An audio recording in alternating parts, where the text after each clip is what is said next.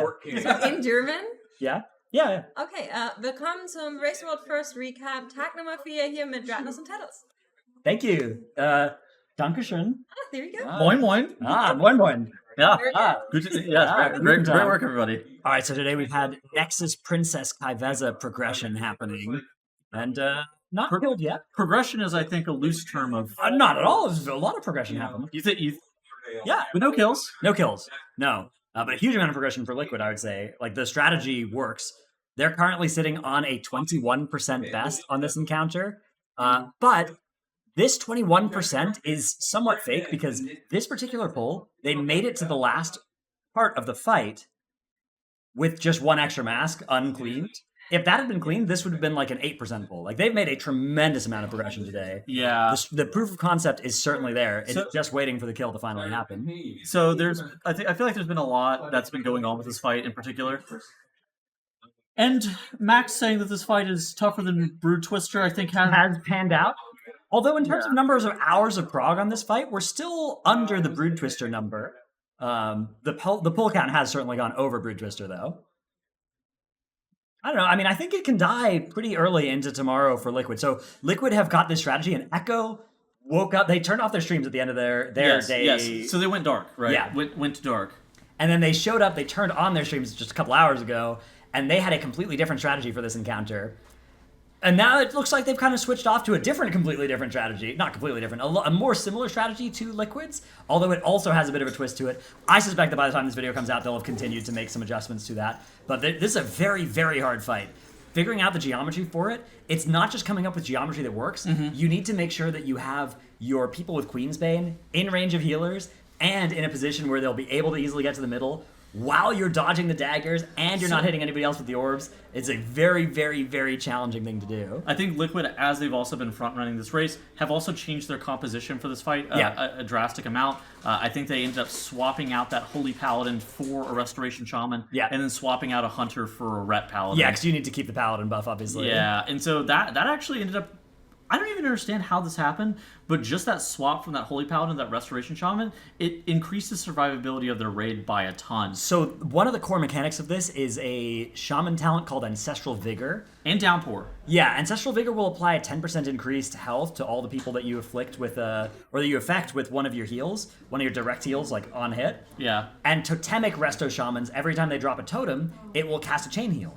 And that will put you basically, when you're playing Totemic Resto Shaman, if you're gonna save your totems for, say, the intermission, you can drop enough totems to basically blanket your raid with Vigor during that intermission, which isn't something that Resto Shaman used to be able to really do, was get that much Ancestral Vigor on the raid. You'd have to drop something like an Ankh totem, which actually we've seen Echo progressing with a little bit of, to get 10% health on everybody inside it. That only can be played in one of the 3 intermissions. I guess you could use it at the start of the fight, and then in the final intermission, that's not good. It's a 5-minute CD, 6:30 in raid. Yeah, exactly. And the first intermission isn't until more than like a minute and a half into the fight, so you're not really. It's a pretty awkward timing to try and get value out of Ankh Totem. Do you think that Echo is going to have similar Ky'veza progression to Liquid? Do you kind of expect that they're not going to be killing it? Because right now there's 31 pulls in, and their best percentage is 58.4, so it feels samey. I suspect. Yeah. So let's talk a little bit about the race between the two, because Echo on Broodtwister ended up killing the boss in fewer pulls than Liquid,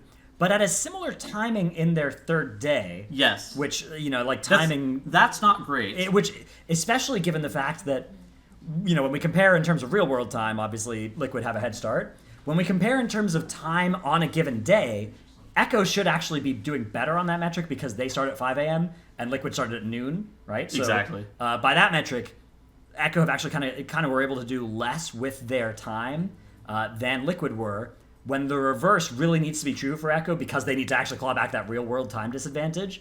And so I would say the gap has the gap started at 7 hours after maintenance, and it has probably opened to maybe 12-ish hours between the two in favor of Liquid. Now that the Ky'veza that they showed over the last 12 hours might be something that Echo can lift enough from that they can then catch up. Max, we interviewed him. I guess you weren't on this show. Yeah. I talked to him at the end of the day here for Liquid, and he was talking about how he thought they were going to have this phenomenon beginning now where you wake up behind, right? You go to sleep ahead, and you wake up behind. And I think there is a decent chance of that, but I actually think there's a decent chance that it won't happen like that this time. So I wouldn't be surprised if Liquid wake up and are actually still ahead on Ky'veza, or at least still very close, even. Yeah. And again, their 21% might not be ahead. There might be a 16% or something from Echo, but the 21% was very clean. There would have been 17 people alive into the final intermission phase of that fight, where they're going to melt that boss with Execute from the Arms Warriors. They're going to melt that boss with Spy Master's Webs that are being saved up for that time. I think they can do a lot of damage with that. So there's also a big question and a little bit of a concern is, like, how strong is Ky'veza just generally speaking, and is this fight going to end up being like an equalizer, right? Because there are parts of the raid where sometimes, you know, a guild that was behind or a guild that was ahead is going to lose 100% of their momentum because they start pulling a boss that's not killable. Think Halandra's pre-nerf, for example, right? Where we did have a nerf here as well today. In any progression that you made on the raid was basically completely null. And so there's a question as to, is this boss going to be an equalizer? I think the answer is no. I think so as well. I think that this boss is killable in this current iteration. Now, it's probably a little bit overtuned, especially whenever there are guilds like yours that could be pulling this boss right now. Yeah, we could be pulling this boss. We, in fact, after the nerf, I mean, I think we're probably still going to work on Ovanax instead, but our comp is definitely better for Ky'veza, so it might be. I'm not sure. I think we'll probably go Ovanax. I think that both this and Broodtwister get nerfed on the reset, though. I suspect at least Broodtwister will. But I don't know that for sure. I mean, it has been killed, but I do think, I think the problem with not nerfing Broodtwister from Blizzard's perspective is so many guilds are going to be working on that boss absolutely. By the time that reset rolls around, with absolutely no hope of killing it until it does either get nerfed or they get like 13 more item levels, which is going to take like 4 more resets, and that is too long, I think, to leave that boss in that state. Yep, I 100% agree. And it's also one of those situations where we're like 620 item level. Yeah. The gear cap on the entire patch is like 639, so there's a lot of gear to be gained. But it takes a long time to get There's also a Severed Strands buff, but it takes so long to get there. And the first couple bosses are so easy that there's this weird dynamic that's going on right now. But, like you said, let's talk about the nerf. So we did see Nexus Princess nerfs today. Basically, they ended up nerfing, just from memory, the Queen's Bane dot got nerfed by 10%. And the boss's health got nerfed by 6%. And the boss's health got nerfed by 6%. I don't think that this boss was potentially killable. I don't know what you're looking at. I don't think this boss is potentially killable without this nerf, but I think after this nerf, it brings it a lot more in line with other bosses as well. It also will allow, I think, this fight to be killed. I don't think this invalidates much of the race either. Like, there are sometimes you get a nerf after you've progged a boss for a long time. First of all, it came in the middle of the day for Liquid, or the later half, but the middle of the day for them. And second of all, it doesn't trivialize the encounter. Nobody was anywhere close to killing it when this nerf came in. They were never getting a kill with or without this in. So right. No. I mean, like, they were never in position to kill the boss with or without this nerf. Sorry. Yeah, before it came in. Again, I think it wouldn't have been impossible for them to kill it at the end of their day. Max was saying that he thought if they'd stayed up and they really pushed for it, they could have killed it today. But that is something that, whether or not that actually would have been able to happen. I mean, if it had been an end boss and they knew they were going to sleep and going to lose, they would. I think they probably could have, but they probably would have been staying up till 3 or something, slamming those monsters. I mean, the problem with this fight is that it's just so inconsistent. I think it's one of those things that, like, we saw 4-hour spans like 2 or 3 times today where there was just zero progression made, like 0 new best pulls. Obviously, they're progressing in the sense of they're learning new things. They're seeing all of the weird overlaps. They're seeing all the new timings and whatnot. But it's really, really hard to be consistent on this fight in a way that, like, makes it happen. Because, like you're saying, if you get knocked to 10% HP, you just immediately die. And so obviously the rest of Shaman's good for that front. But I think it's just so easy to have one-off deaths and, you lose your battle res and stuff like that. And then on top of that, once you have some deaths, then you fall behind the damage check, which seems steep but doable if you have a great pull. Yeah, one thing I love about this race has been all the different comps we've been seeing out of, say, Echo Method Liquid on Broodtwister. We saw all kinds of different stuff. And even currently on Nexus Princess, we've had 4 mages. Yeah, 4 mages. They've only got the 1 Dev Evoker compared to Liquid's 3. They're running an AUG. They're running an AUG. Yeah, they've got 2 Warlocks, a spec that nobody, I think, was expecting to get stacked at all this tier, but there are 2 of them. And they've got a slightly different healer comp as well. Only the 1 Prez Evoker playing that Holy Pally still, although Thaner has played Ret for them before and could again if needed here, and then they could potentially bring it. I mean, they've played more Prezes before too, so they have access to more comps. But it's cool to see the guilds kind of disagreeing about what sort of stuff is good on a fight like this, and I am very excited to see. I mean, as well, there's parity in item level. Both guilds are at exactly the same item level too, which is super fun to watch. You see this Chinese guild that... Yeah! They're at 622.8. Don't know how that happened, but that is pretty impressive. So for they sure. out item leveled everybody. Yep, yeah. This is the highest item level guild in the world, I think. So that is indeed impressive.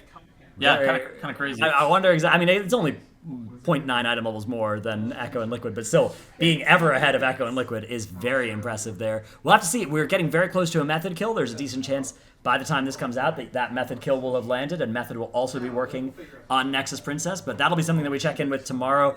As of right now, I think it is, pretty clearly the two frontrunners, Liquid and Echo, working on this encounter, and Method certainly now maybe even fighting for world third with this new Chinese guild. Is Echo running the same geometry strat of how they're dropping the Echo have been running two different. So over the last few hours, I've seen Echo running. They ran their own kind of different one that had basically a set of 3 on one side and a set of 2 on the other side, and then you drag the boss 2-1. And that would cause 2 to dash through it, and then you'd have the boss in the middle, and that would get the others to dash through it at the end. Okay. And you would also then be always moving the boss to fill the last spot for a rift. That one they've swapped off of the last time I looked, and now they're running a modified version of the Liquid one, where sometimes you're having them not actually charge across the room, but sort of one step to the side, so 120 degrees across instead of 180, okay. which is an interesting one. I don't know if they're going to keep doing that, but I don't really have a very good handle on it. I've only watched it once or twice, but it looks pretty cool. I like the Liquid one. Sometimes we talk about strats and how they differ, and like sometimes it's like noticeable differences, and like is one strat better than the other? I don't think that necessarily one strat's better than the other. I actually really like the Liquid one, frankly. I think it's hard to watch the Liquid one and watch them wipe to stuff for 100 pulls and not have the instinct like, okay, let's try a different idea because maybe a different idea is better. But yeah, I do kind of think the Liquid one might just be the best way to do that. I just don't know, like, the geometry that they're using and how they're positioning everything, while sometimes it can be inconsistent about where they place their portals, and that might be the downside of it. Mm-hmm. I think that the consistency of making sure that they're always able to get a dash, or the correct dashes from the masked assassins through the boss at any given point, that to me, I think that is the best part of the Liquid one. All right, so that's what we'll check in with tomorrow. Okay, what are our predictions? Liquid next 24 hours kill on Nexus Princess? I think so, yeah. I think Liquid will kill it before 3 p.m. local time tomorrow. Okay, I'm thinking 3 p.m. local time tomorrow. That's right. That's what I think. I think it'll be dead by dinner, but I don't know. You think between 3 p.m. and dinner, something like that? I'll take the over. Take the over on 3 p.m. I'll take the over on 3 p.m. We'll check back in tomorrow then. Echo. I don't think that Echo are going to kill it before they go to bed. No. That's kind of... I bet it'll be lower than 21%, but I don't think it'll be killed. I don't think it'll be killed either. Yeah. Any nerf? Any additional hot I don't think it gets nerfed again, no. Okay. All right. That's going to be it for this one. We'll see you again tomorrow.